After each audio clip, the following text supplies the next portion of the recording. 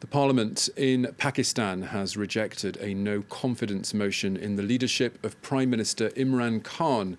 The Deputy Speaker of the National Assembly says the motion was unconstitutional, while state television is reporting that the vote was shot down because of foreign interference. Mr. Khan is now urging the President to dissolve Parliament, and he's also calling for fresh elections to be held.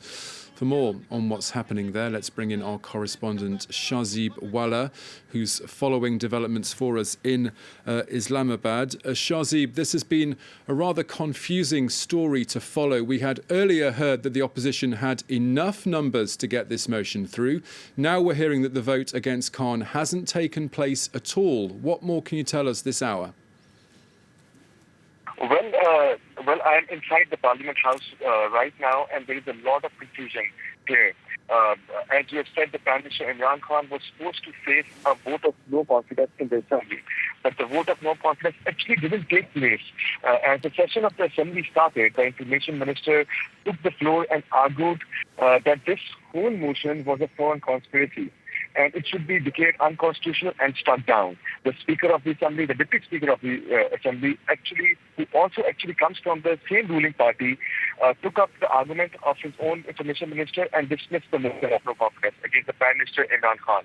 All this was happening while the members of the ruling party were chanting slogans that whoever is a friend of the United States in Pakistan is a traitor. And then the session of the Parliament was actually suspended.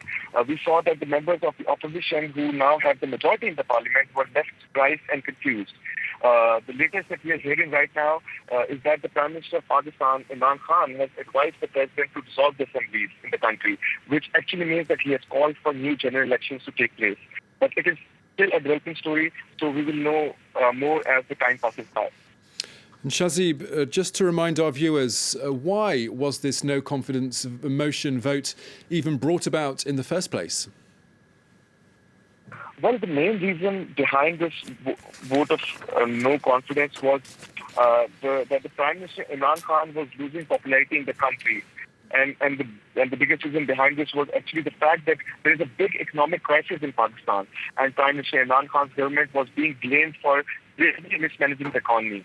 Under his regime, the foreign debt of the country has actually doubled. There is a high inflation in the country. The prices of basic items like fuel and food are at an all-time high. And this is not it. He's also being blamed for poor governance and mismanagement. It's also quite evident that he has lost support of the Pakistani military, which is the strongest institution in the country, and it also plays a vital role in the power politics of the country. And the reason behind the fallout between the army and Prime Minister Imran Khan has been said to be upon the appointment of the spy chief of the country, which is a very important position in Pakistan. So with all this happening, the opposition alliance in Pakistan actually saw an opportunity and filed a motion of no confidence against the Prime Minister in the start of this month that was supposed to be voted upon today. Okay, Shahzaib Wahlah, our correspondent in Islamabad, thank you very much.